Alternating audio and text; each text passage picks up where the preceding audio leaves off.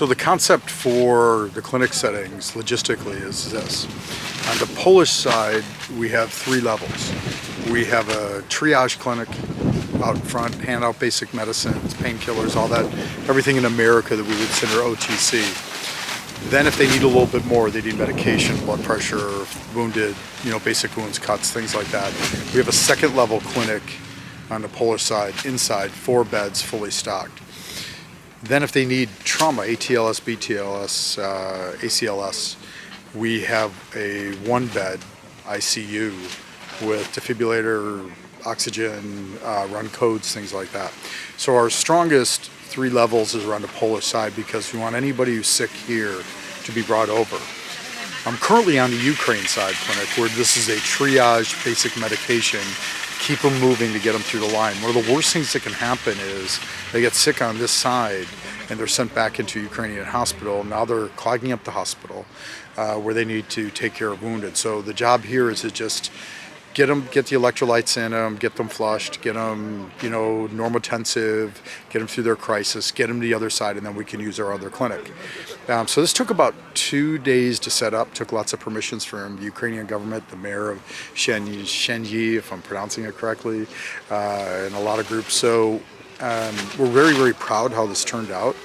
I've never logistically set up 2 fully sustainable, fully stocked clinics on one side of a border and another side of a border during a war, something we didn't get in med school. From the outside appearance, you see the first and most important part, the kitchen.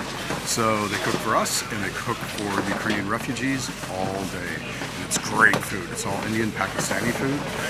It's a bunch of German physicians that are leading the group that are originally from India and Pakistan. And it's warm, and it's hot, and it's spicy, and it's curries and gingers, and it's awesome. Here is the outside of our clinic. This is the Humanity First Global Medical Clinic, and we're going to open in about 10 minutes. Let's duck through the curtain and start our tour. So this is what we call our level 1 side. This is where the patients come in, sit here, we triage them. If they're acute, we'll get them laying down here before we bring them into our level 2 clinic side.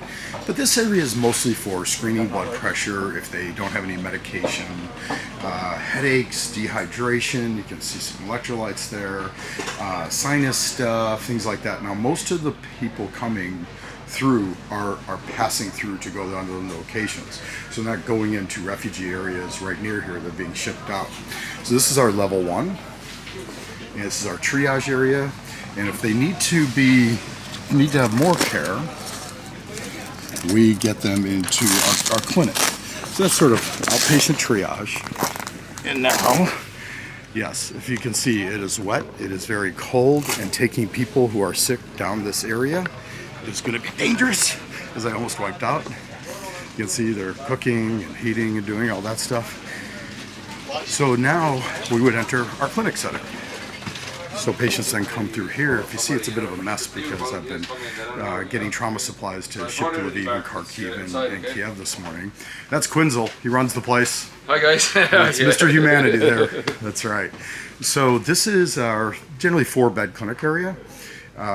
Diagnose, get them set, figure out what's going on, give them time to recover. From here, they got a couple options. One is they can recover and leave. The second option is that we can upgrade them either into our cardiac wing, which is over here. There's a couple of cardiologists here. We have to have our own cardiology wing. We can get them into trauma in the back, or we use the ambulance service from Humanity First. They have their own ambulance here to ship. So we are completely self-sufficient. So if they need more cardiac care, here's the cardiac wing of the clinic. Hey, nothing fancy, but EKGs, oxygen, some basic trauma stuff we threw here a little bit. But a bunch of cardiologists are very, very happy to have this. If they need more, let's say there's advanced trauma or there's a code, that's one of the docs here, who's one of the many tasks of the electrophysiologist is to set up the printer today. How you doing with that, Doc?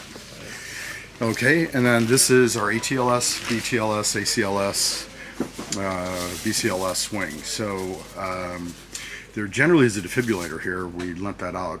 Suction monitors, IVs, equipment for codes, full echo, full cardiac echo, full echo for trauma and stuff.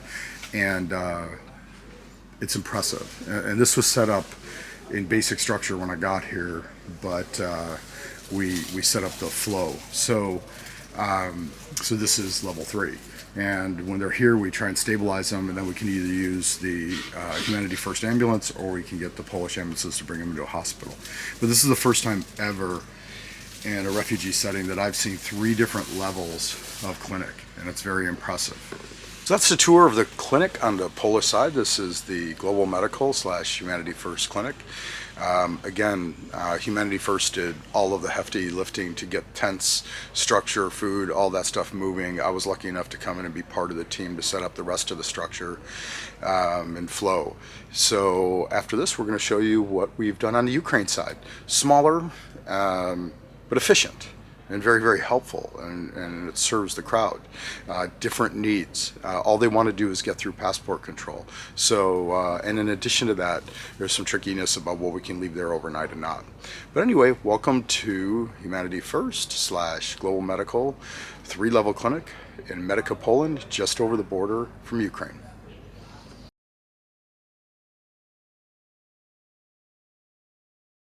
So this is our future clinic. We're setting up right outside the area where Ukrainian refugees are going in to be processed, sent to Poland, and then from around the world. This is a really good day for us to be able to set this up. And a lot of people ask me, I'd like to go, but what can I really do? Well, as you see in Quinzel and this other gentleman, Quinzel's from Ireland, the other gentleman's from Spain, Omer is from Germany. He's a surgeon. That gentleman who's working on that corner there is literally a surgeon, general surgeon in Germany. So there's always something to do. And when you look around here, everybody waiting, and the kids playing and everything, there's always something to do. Israel is well represented here as well. You see that group and the group down there, they're all volunteers from Israel. They're rotating out today. Another group is coming in tomorrow.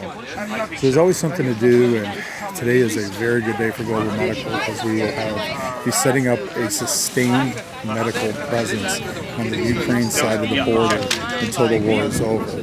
So logistically, it's classically Global Medical and Artists International. We're going to ask groups like Great Need with Tom Shiflett to help fund it as we're going through this. But it's a good day. And so as you see, logistically, we're trying to figure out everything.